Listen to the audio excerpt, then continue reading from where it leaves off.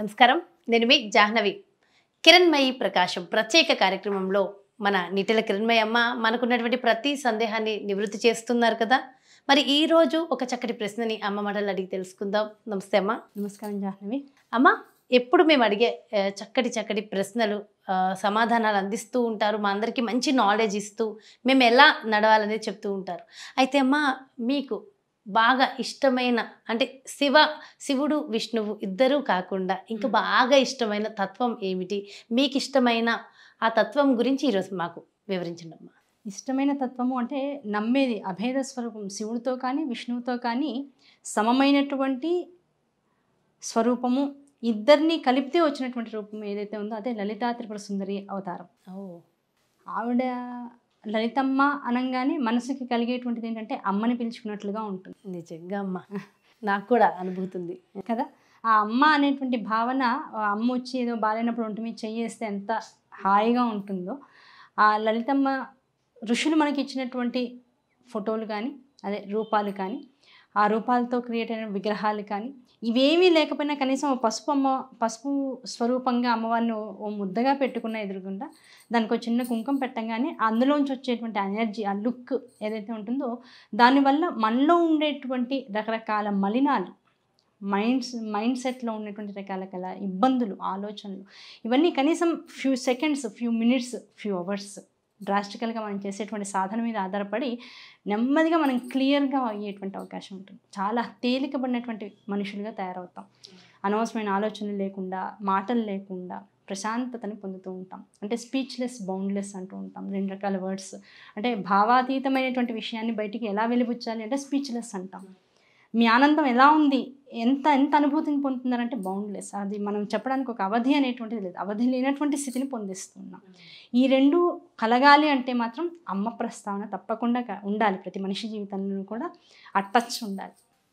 కనుక అటువంటి ఆనందాన్ని, అటువంటి అనుభూతిని నిత్యము ఇస్తూ ఏది కోరుకున్నా అది లౌకికమైన సమస్య, మనసు బాలేదు, రకరకాల ఆలోచనలోకి వెళ్తుంది. ఆలోచనలోకి వెళ్తున్నప్పుడు ఆ మనస్సుని మళ్ళీ ఒక చోటికి కేంద్రీకరించుకునేటువంటి శక్తిని ఇవ్వాలంటే ఆ తల్లి నామాన్ని చదువుకుంటే, కనీసం ఏ నామము రాదు, ఆ తల్లిని మనసులో తలుచుకుని అమ్మ నువ్వు తప్ప ఇంకెవరూ దిక్కు లేదు నాకు, ఈ ఇంక ఇబ్బంది అనిపించకుండా ఉండేదంత శక్తి నాకు ఇవ్వు చాలు అనేటువంటి ఒక ఆలోచన మనసులోకి వచ్చిన మరుక్షణం ఏదో ఒక మ్యాజిక్ జరుగుతుంది. లలితమ్మ అనగానే మీ కళ్ళు చెమర్చాయమ్మ కదా. ఆ అమ్మ అనేటువంటి మాటలోనే లలిత అంటే మనకి చెప్తారు, లోకానతీత లలితే లలితాతేన చోచ్యతే అని చెప్తుంది శాస్త్రం. లోకంలో ఉన్నటువంటి లావణ్యాన్నంతటినీ, మృదుత్వాన్నంతటినీ, తల్లిదనాన్నంతటినీ తీసుకుని ఒక చోట రాశిగా పోస్తే ఆ రాసంతటికి ఒక రూపాన్ని ఇస్తే ఆ రూపమే మన లలితమ్మ అని చెప్తారు. కనుక ఆ తల్లిని తలుచుకోగానే కలిగేటువంటిది ఏమిటంటే మృదుమధురమైనటువంటి ఒక భావన, ఒక చల్లటి గాలి మన శరీరంలోకి వస్తూ ఉంటుంది. ఆ అనుభూతిని పొందిన మరుక్షణం ఏమవుతుంది అంటే అహం విభావయే భవాని. మనం కూడా పరుల పట్ల అంతే అమ్మతనాన్ని మన ఎందుకు కలిగి ఉండి ప్రవర్తించడం మొదలెడుతూ ఉంటాం. అది చాలా ముఖ్యం. శివుడిగా మారాలి అంటే రకరకాల వేషధారణలు కావాలి. విష్ణువుగా మారాలి అంటే రకరకాల వేషభావం, రకరకాల యాంత్రికమైనటువంటి మంత్రసహితమైనటువంటి విషయాలు కావాలి.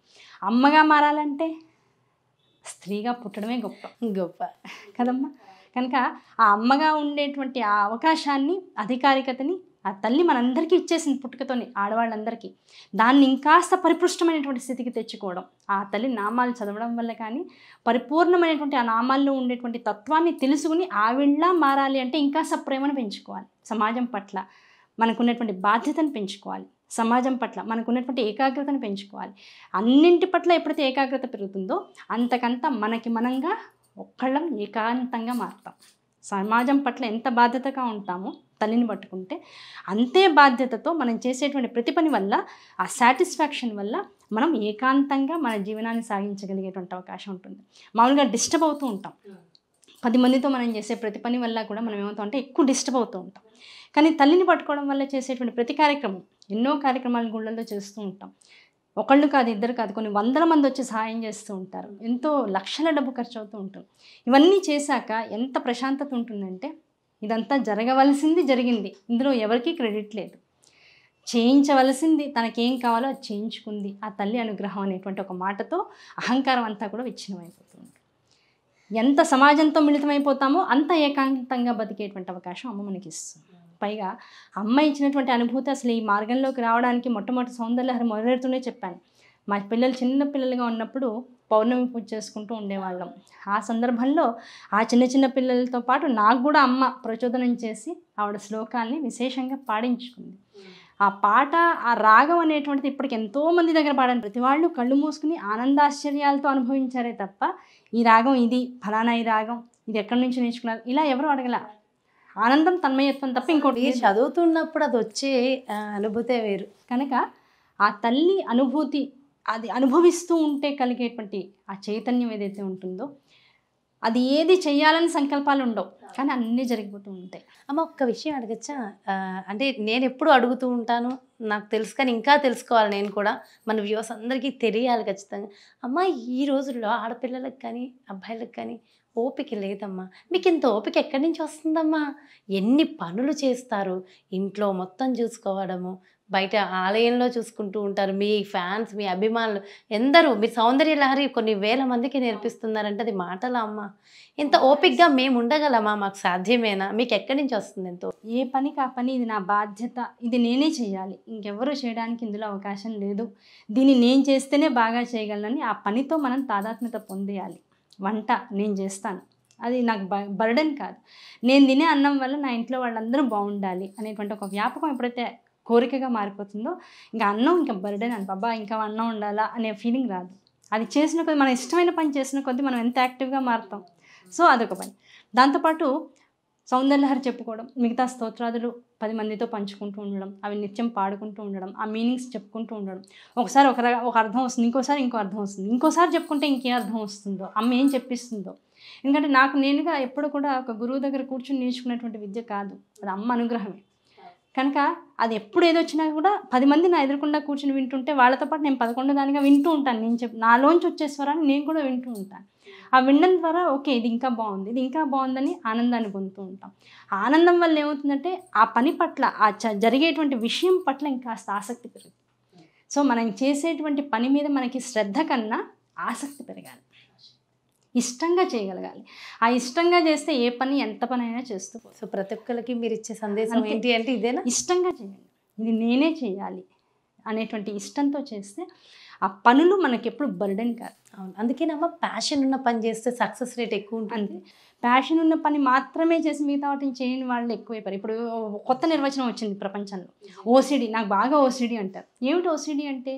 అసహ్యంగా ఉన్న దేన్ని నేను అసలు దేన్ని టచ్ చేయను, నేను దూరంగా ఉంటాను. అసహ్యంగా ఉన్న దేన్ని పట్టించుకోవడం ఓసిడి కాదు. అసహ్యంగా ఉన్నదాన్ని, అపరిశుభ్రంగా ఉన్నదాన్ని కూడా బాగుండేటట్లుగా చేసుకోవడం ఓసిడి యాక్చువల్గా. సో ఓసిడి మీనింగే మార్చేసారు. అంతే కదమ్మా. ఇప్పుడు నాకు ఏది నచ్చదు, అన్నీ నేను తుడుచుకుంటాను అంటే అర్థం ఏమిటి? తుడవకుండా ఉన్నటువంటి పదార్థాన్ని, వస్తువును, దేన్ని చూసినా సరే, బాగోలేనటువంటి ఒక బాత్రూమ్ని చూసాం, ఎవరింటికైనా వెళ్ళాం, ఓకేనా? నా కూతురింటికి వెళ్ళా, ఆ రోజు ఎందుకో బాత్రూమ్ కాస్త బాగాలేదు, నాకు నిజంగా ఓసిడి అనుకుందాం, నేను ఇమీడియట్గా బాత్రూమ్ బాగు చేయాలంతే. అది నాకు ఓసిడి అంటే అసలు మీనింగ్. నాకు బాగా తినడం వచ్చు అంటే అర్థం ఏమిటి? నేను బాగా వండుతానని అర్థం. వండగలిగిన వాడే తినే అర్హతను కలిగి, బాగు చేసుకోగలిగిన వాడికి బాగుండాలి అనే కోరిక అధికంగా ఉండాలి, అంతే తప్ప 10 మందితో చేసుకుని బాగుండాలని కోరుకోవడం శాడిజం అవుతుంది. Yes or no? కనుక ఏ పనైనా సరే నువ్వు దానిలో నిష్ణాతుడు కానీ దాన్ని ఇష్టంగా చేయగలిగేటువంటి స్థితిని కానీ పొందాలి అంటే దాన్ని ముందు నువ్వు మొదలెట్టు, నువ్వు చెయ్యి, దాన్ని అనుభవిస్తూ చేయి, ఆనందంగా చేయి, ఇష్టపడుతూ చేయి. అబ్బో ఇది ఏమవుతుందో, ఇది ఎలా అవుతుందో, ఇది సరిగా అవుతుందో లేదో, ఇన్ని డౌట్స్ నీలో ఉంటే అది అలాగే అవుతుంది. ఇది అమ్మవారు చేయిస్తుంది, నేను చేసేది కాదు అనే పరిపూర్ణమైన నమ్మకం నీకుంటే 24 గంటల్లో నువ్వు చేసే కుటుంబ వ్యవహారాలైనా సరే, సామాజిక వ్యవహారాలైనా సరే, ఇంకా ఈ మరెన్ని రకాలైన పనులైనా సరే అవి ఎలా జరగాలో కాల నిర్ణయం ప్రకారంగా జరుగుతూ పోతాయి. అన్నీ మన కళ్ళకి, మన మనసుకి ఆనందాన్ని ఇస్తాయి తప్ప బాధను మాత్రం. ఓకే, సో ఇది ఖచ్చితంగా ఈ తరం యువత ప్రతి ఒక్కరు నేర్చుకోవాలి. మానసికమైనటువంటి పరిణతి, దీన్నే మనం ఇప్పుడు రకరకాల కోర్సులు ఇస్తున్నారు. అవును, మెంటల్ బ్యాలెన్సింగ్ కోర్సెస్, ఇలాంటివన్నీ పర్సనాలిటీ డెవలప్మెంట్ కోర్సెస్. ఇవి ఎక్కడి నుంచి రావమ్మా? ఒకటి చెప్తే వచ్చేది కాదు, మనం డెవలప్ చేసుకోవాలి, మనల్ని మనం డెవలప్ చేసుకోవాలి. అంతెందుకు మనం కాళ్ళకి వేసుకునే చెప్పులు ఎక్కడికైనా వెళ్తే, ఇంటికి వెళ్తే ఫైనల్గా వదిలేసేసి వెళ్ళిపోతాం. శ్రద్ధగా కాళ్ళకి ఉన్న చెప్పులు విడిచి ఎడం చేత్తోనో, నీ కుడి చేత్తో పట్టుకోవడం ఇష్టం లేకపోతే కనీసం ఎడం చేత్తోనో పట్టుకుని దాని ఒక ప్రత్యేకమైన స్థానం నీట్గా పెట్టి లోపలికి వెళ్ళే వాళ్ళు ఎంతమంది ఉన్నారు ఈ రోజు? దాని మీద శ్రద్ధ లేని వాళ్ళు మిగతా పనులన్నీ నేను శ్రద్ధగా చేస్తాను అంటే మనం నమ్మక్కర్లేదు. ఇంటిని హాయిగా చూసుకోలేకపోయిన వాడు తిట్టుకుంటూ అబ్బాయి వాడు కూడా ఇలాగే ఉంది, వాడు కూడా ఇలాగే ఉంది, నా జీవితం మారదా, ఇంతేనా, నా ఇల్లు ఇంతేనా, నేను ఇంతేనా, గుడ్డు చాకరీనేనా అనుకున్న వాడి జీవితంలో ఎప్పుడు కూడా పైకి రాడు. ముందు దాన్ని ఎంజాయ్ చేయడం. అదే పురాతన మన వాళ్ళు పెద్దవాళ్ళు చెప్తుంటాం, ఇంట గెలిచి ముందు మనల్ని మనం గెలవాలి. సో ఇంట్లో ఉన్న వాళ్ళని గెలవాలి, తర్వాత బయట ఆటోమేటిక్గా వస్తుంది, ఆటోమేటిక్గా వస్తుంది. దీనంతటికీ దేనివల్ల మనం ఇన్స్పైర్ అవ్వాలి అంటే తల్లి లలితా సహస్రనామాల్లో మొట్టమొదటి నామం నుంచి చెప్పింది, శ్రీమాత శ్రీ మహారాజ్ని శ్రీమత్ సింహాసనేశ్వరి చిదగ్నికుండ సంభూత దేవకార్య సముజ్జత. అమ్మగా ఉంది, అందరినీ ఏలేటువంటి తల్లిగా ఉంది, అందరిలో ఉండేటువంటి చెడుని స్వీకరించేటువంటి లయకర్తగా కూడా ఉంది. మంచిని పెంపొందిస్తుంది, మంచిని ఏలుతుంది, ఆ మంచి లేనటువంటి చోటని తనలోకి స్వీకరించేసి బాగు చేస్తూ ఉంటుంది. ఈ 3 గుణాలు ఉన్నటువంటి తల్లి కనుకనే చిదగ్ని కుండంలోంచి బయటకు వచ్చింది, ఎన్నో ఉన్న నిప్పుల్లోంచి బయటకు వచ్చింది తల్లి. మనం ఇప్పుడు ఉన్నటువంటి చిన్న చిన్న కష్టాలని నిప్పులు అనుకుంటున్నాం, అందులోంచి బయటకు వచ్చే ప్రయత్నం చేయి, వదిలించేసుకోకు. వాటిని అనుభవించే కష్టాన్ని కష్టం కాదనుకునే స్థితి నీలో ఎప్పుడైతే వస్తుందో అప్పుడు నువ్వు అమ్మవారితో సమానం అయిపోయినట్లే ఈ రోజుల్లో. కనుక అమ్మ తత్వాన్ని పట్టుకోవడం, అమ్మని పట్టుకోవడం అంటే ఎలాంటిది అంటే మనల్ని మనం తెలుసుకోవడం. చాలా చాలా చాలా చక్కటి విషయాలు తెలియజేశారమ్మా. Thank you so much. Thank you.